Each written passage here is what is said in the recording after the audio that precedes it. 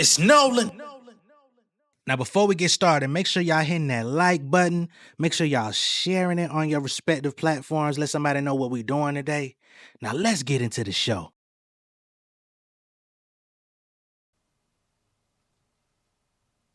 I said I'm A-Town finest, so put my game down, grinding. Was on them Greyhounds trying to get out of state. My assignment was hit the stage out of college, encourage kids that could do it. Told them how to reach greatness, some days you must be secluded. On my own shit, hang up the phone shit, they on some clown shit. I'm David, I stay with a stone for cracking your dome with. Play me, I come to your home and ring your alarm. Bitch, I'm crazy, this ain't just a song. Quit raising your tone, prick. I'm that nigga, that number one spot, nobody can't top. I ain't even got dropped though. Big dog gon' run in my block, got the blade on chop, beat nigga like Nacho. Rent do nigga sell like rock, move bass, I not do me like Rocco. Spend a bitch, she say I'm guapo. No money, I say no hablo, no English. My screenplay, try to get stretched out like Bengay. Don't call me, let you and your friend on the line, try to put it on three-way. I'm Green Bay, I'm about my cheese, nigga run up the check like relay. Got leeway, I flip my style like I'm a lucha libre. What's going on, beautiful people? It's the kid J Nolan here. Welcome back to another episode of Inside the Industry, your number one source for music, entertainment, commentary, and breakdowns. Hope everybody's doing well on this Tuesday evening. Of course, we've been keeping up with this whole Megan Thee Stallion, Milagro Gramz situation. Okay, the last update that we had, of course, Milagro was trying to get Megan's lawsuit dismissed by the judge. We talked about the judge and their response, basically stating that Megan's lawsuit will not be dismissed. However, there were a couple of stipulations and a couple of corrections and things that Megan had to do on her end that would require her to file an amended complaint in order to get it up to standard. Well, she ain't waste much time because the amended complaint has been sent through to the judge, and I have it here. And one of the things that stands out about this amended complaint from Megan Thee Stallion is it's now asking for an injunction, aka a restraining order from cyberstalking.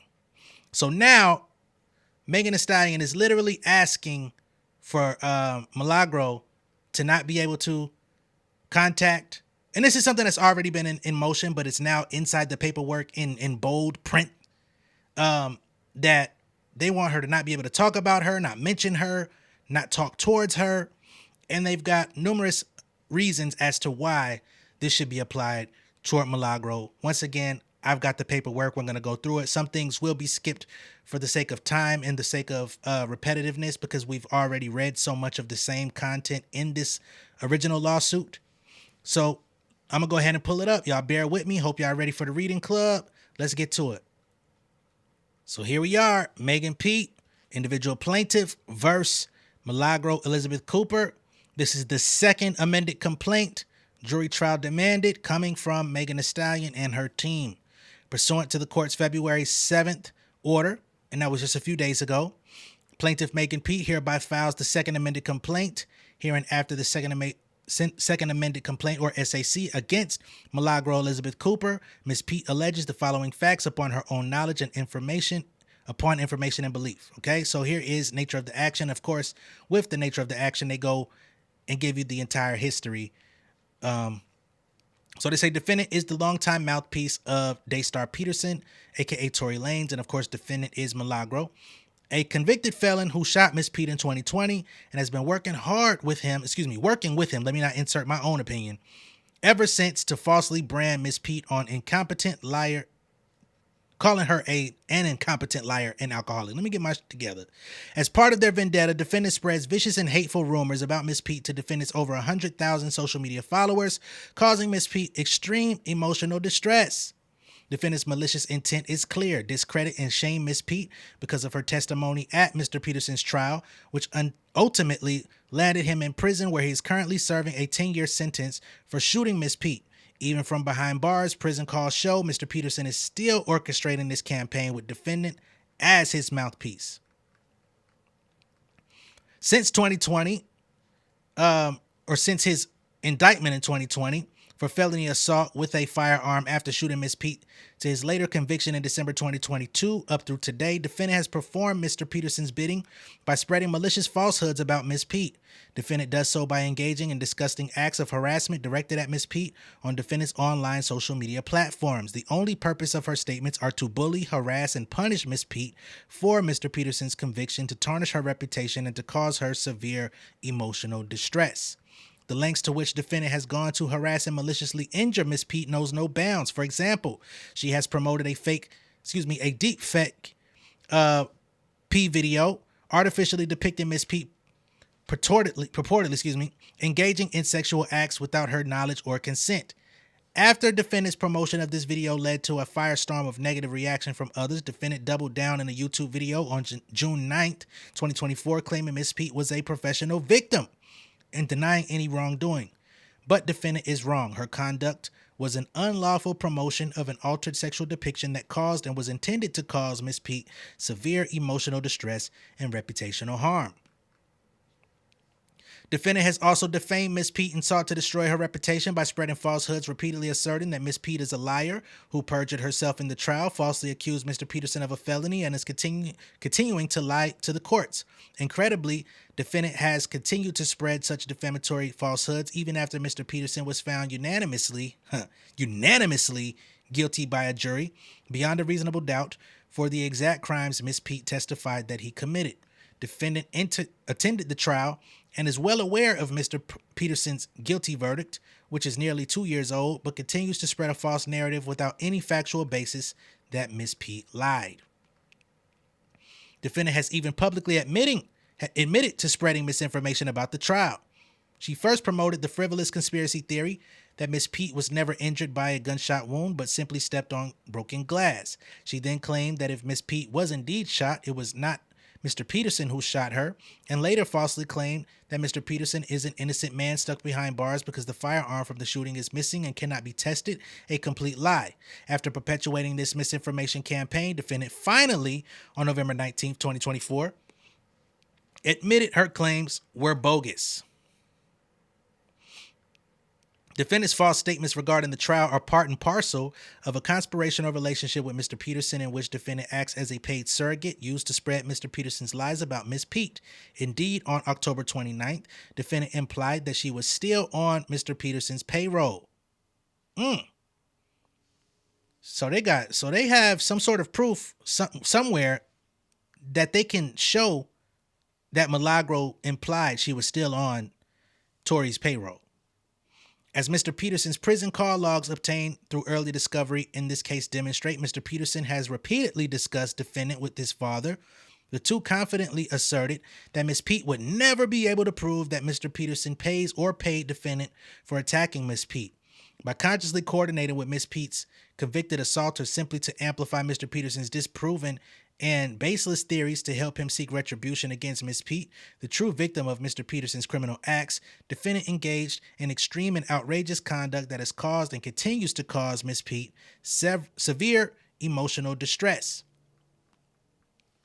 Defendant's defamatory statements are not limited to accusing her of perjury at the trial. Indeed, defendant has repeatedly attacked Miss Pete with false accusations that she is mentally retarded, requires a guardian, and suffers from alcoholism. Defendant has no personal relationship with Miss Pete and no basis, in fact, to make such accusations. It is without question that Miss Pete, a world-renowned hip-hop artist and Grammy winner, is not mentally retarded, does not have a guardian, and is not an alcoholic.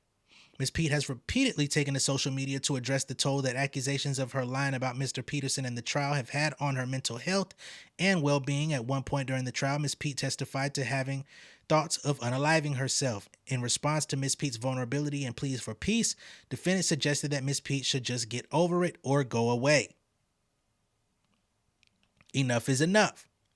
Miss Pete, a victim of violent crime and champion of women's rights to her millions of fans worldwide, will no longer stand for defendant's campaign of harassment. She brings this First Amendment complaint for damages and equitable relief to end defendant's vendetta against her. And that will be Second Amendment complaint at this point, but I guess that's kind of splitting hairs. Okay.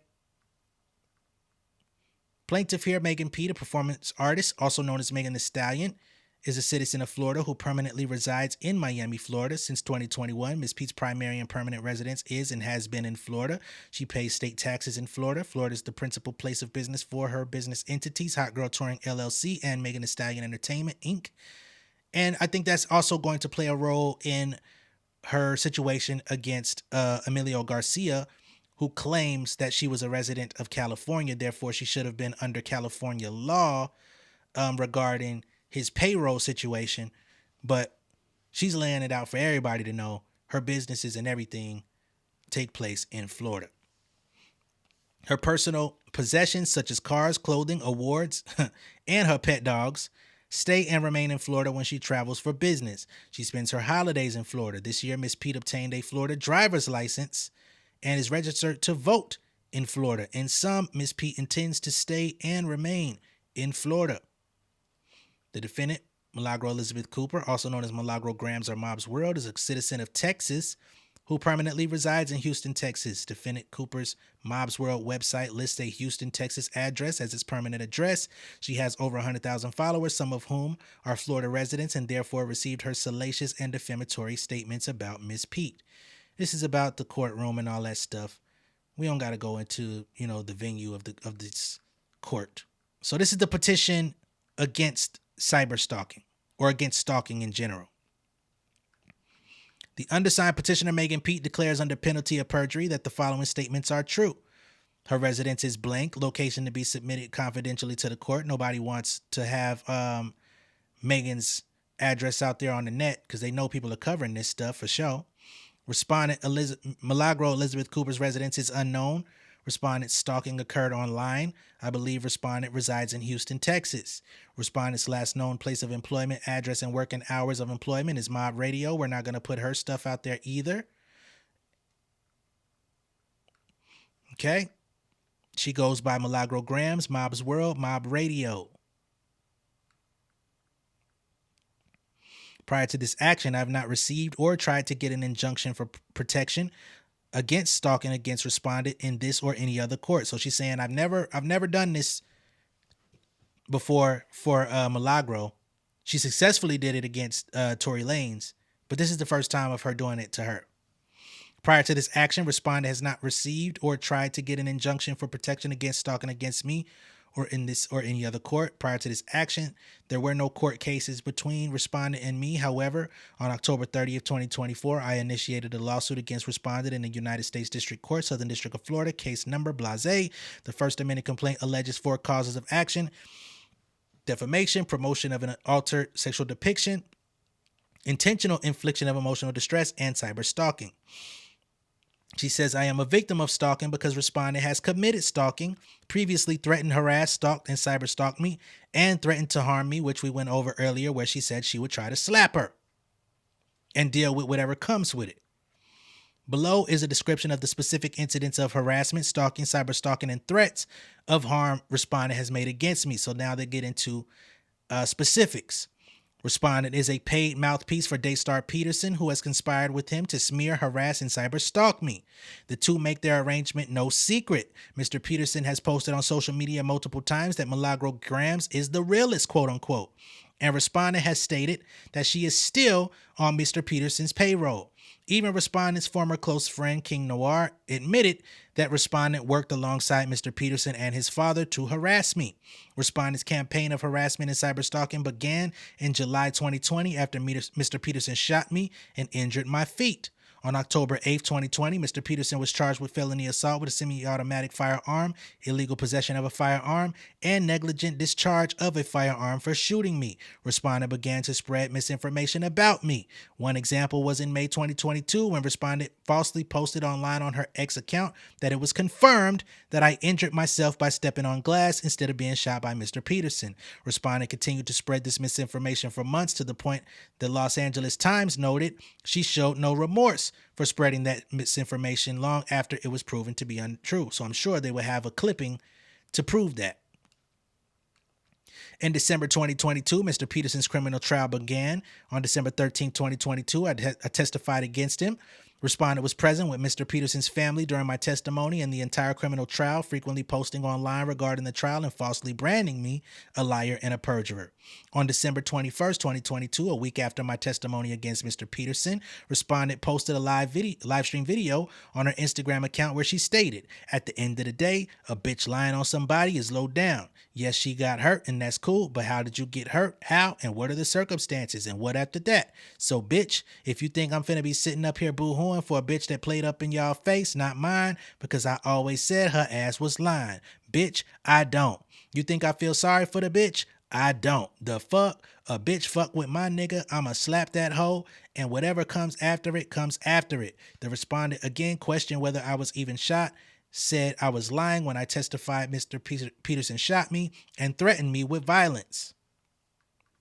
Additionally, in or around December 21st, 2022, respondent referred to me as a non-credible witness who falsely accused Mr. Peterson of a felony. Testifying against Mr. Peterson's was an extremely distressing experience for me mentally, emotionally, and spiritually. I received backlash both online and in the entertainment industry from individuals who, because of Mr. Peterson's and respondents' coordinated campaign of harassment and cyberstalking, believed that I was lying when I testified that Mr. Peterson shot me. Because of respondents' frequent commentary painting me as a liar, I was depressed, unable to hold conversations with people, and even contemplated unaliving self. Even after Mr. Peterson was convicted on all counts, respondent cyberstalking continued, and she persisted in denigrating, harassing, and trying to humiliate me for speaking out about the truth of Mr. Peterson's crimes. On January 22nd, 2023, respondent shared a video online where she stated, "I believe that this is exactly how they feel about you, Megan. I believe that this is exactly how they feel about you. We know you a lying asshole, and you have absolutely ruined Tori's life." On July 23rd, 2023, respondent shared an X post that stated, "He shot her because his ego was bruised. She's the bigger star. That's never been a fact, and damn sure ain't one today. Tory Lanez is behind bars, presumed guilty, getting better numbers and charting." Respondent's post included screenshots of the Spotify accounts for Mr. Peterson and me. On August 12, 2023, respondent continued to spread misinformation about the injuries Mr. Peterson caused me when she posted to her X account acting like I'm crazy. "Where are the bullet fragments that were referenced as metallic fragments in court and the doctor that took them out?" Called an assistant who testified that there was no nerve damage to the stand and said, "Bye, child, where is the man that treated her for glass?" Respondent continued this line of harassment later that day on subsequent X posts where she said, "I don't think that Tory is innocent because of anything he did before that date. I can't speak on what a human will do. I think he's innocent because before waters got muddied, an independent witness acknowledged after finding out that one had betrayed the other. Well, independent witness saw a fight between two women that they refused to acknowledge after finding out that one had betrayed the other. No one proved who the gun belonged to. His DNA was inconclusive, and he wasn't the only one with gunshot residue on his hands, and every key witness contradicted themselves on the stand. These facts are why there's no lawsuit. They exist and validate my stance." On August 27, 2023, respondent wrote on X, "It's giving no nerve damage like that doctor on the stand said," again falsely claiming that Mr. Peterson did not shoot and injure me. On August 7, 2024, respondent wrote on X, "Was Megan Thee Stallion caught trying to deceive the courts again? Again, she falsely accused me of lying about being shot by Mr. Peterson." Even while Mr. Peterson is behind bars, he has coordinated with the respondent to disseminate false information in support of his appeal to cast me as a liar and to hurt my reputation and credibility. For example, on October 28, 2024, respondent falsely claimed on X that the gun and bullet fragment evidence from Mr. Peterson's trial had gone missing, and that was proven as false. We're not going to keep going through that. So she basically puts more information from the original lawsuit into a specific request for a restraining order, right? Because all of these little anecdotes here are all restated from the lawsuit, right? She says, "When I filed my lawsuit against respondent, I thought her harassment and cyberstalking would stop. Instead, it has only emboldened her to continue to attack me. I am hopeful that my request for an injunction will put an end to respondent cyberstalking and allow the both of us to move on with our lives. I ask the court to enter an injunction immediately restraining the respondent from committing any acts of stalking, cyberstalking, or harassment against me. Restraining the respondent from committing any acts of stalking, cyberstalking, or harassment against me. So, I mean, that was kind of the same thing.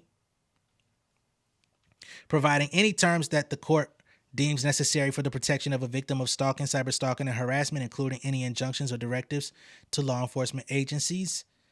So here we have Megan filing for that restraining order against Milagro. Not to mention she wants all her manyan once this thing is solidified. So I don't see how this is going to go any way in Milagro's favor. The judge has already seemed to, he's not throwing it out. They seem to agree on some very base level things that I think in court they're going to continue to agree with. Even as this case has gone forward, Milagro continues to get on her platform almost daily on Station Head to make reference to this case, where she continues to talk about Megan. She continues to talk about Megan's time spent in Paris Fashion Week. She continues to talk about Megan, and I think people are talking about how she had time to go to the Super Bowl and all this different stuff rather than show up to be deposed for the Emilio Garcia situation. She just continues to run her mouth even while being in a legal dispute with this woman for the exact same things that you're already doing, which is continuing, because at this point it's already been acknowledged that you're on a campaign against her. So everything that you say against her moving forward is just going to be added to the docket. It's not very smart, but I guess no one ever said she was. Let me know what y'all think of all this down below in the comments. Be sure to like and share this video. If this is your first time seeing me on YouTube, go ahead and subscribe to the channel, become an insider. Now we'll catch y'all on the next one. All right. Much love and respect, y'all. Peace. King of my city and cul-de-sac.